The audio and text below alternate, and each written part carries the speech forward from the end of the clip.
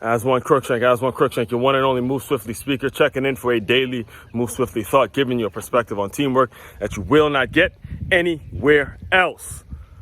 And let's dive into this Tua situation in which if you don't know, if you've been living under a rock for the past week, there's been so much talk about concussion protocol and how they got it wrong with Tua and what happened and all sorts of things. And the one thing that really sticks out in my mind is the fact that these kinds of head injuries happen to so many different players on so many different positions, yet because it's the quarterback, the high-profile quarterback, and it was visible, it's getting all of this attention. And that in itself is alarming. It's ridiculous in my opinion. But that's number one. That's not even what I want to talk to you about today. The reason that these kinds of things happen, all right, the reason you're listening to someone who's played the game of football, has coached the game of football, has scouted the game of football, is in love and enamored, and the game of football is my life, right? When you are in a situation where you are trying to protect your quarterback during practice is during the time when you get better, when you're getting used to taking hits, when you're out there fighting, you're figuring out what it is you need to do, and you try to protect your quarterback every single practice and every single time by not letting him go live.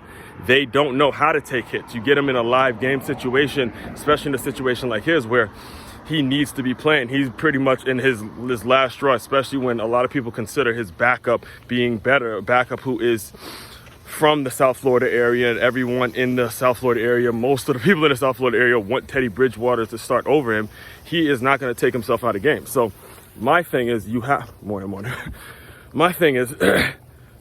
to get him ready for live game situations, and you're not getting him ready for live game situations when you keep him from contact in practice. And this isn't just limited to the Miami Dolphins.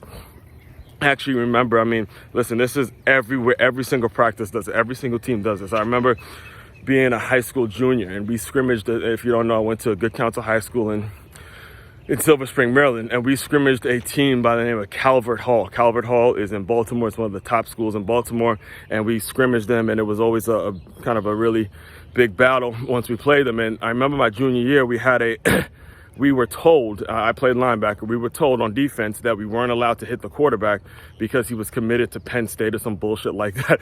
And I remember us having to pull up on sacks and not letting them get hit. And then, we were getting in scot-free and the line wasn't blocking and we couldn't touch them and all this other kind of bullshit. And I remember Coach Flourish saying during the game, it's just this whole thing is just not working. I remember he told us after that we're never doing that deal again. All right. We're never doing a deal in which we're not allowed to tackle your quarterback because that's not getting them ready for live game situations.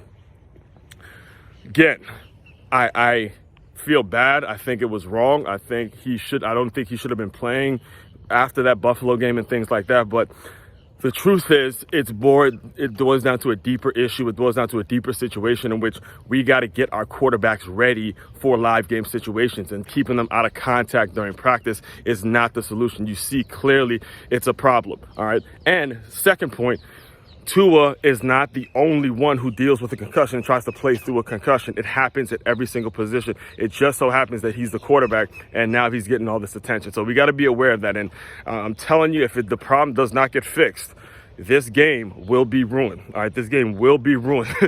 There's too much money invested into this shit to where when you have these kinds of things, kinds of things happen, it completely ruins the NFL. Ruins. All right, the more and more stuff comes out about how people come out and play during injury and all this kind of shit, the NFL will be ruined. So get ready for it. All right, I've been told, listen, I've seen this from 10 years ago from when I was playing. All right. Again, if you want to dive deeper into my world, check out the Move Swiftly podcast. It's available on all streams. This video most likely, again, will be posted on the Move Swiftly podcast. I just realized I can do that.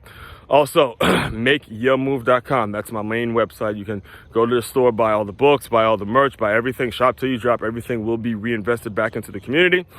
Also, my hiring seminars and the Move Swiftly workshops. Make sure you are inquiring about those as well. Everyone out there, enjoy your Sunday. You guys continue to move swiftly. We will talk more soon.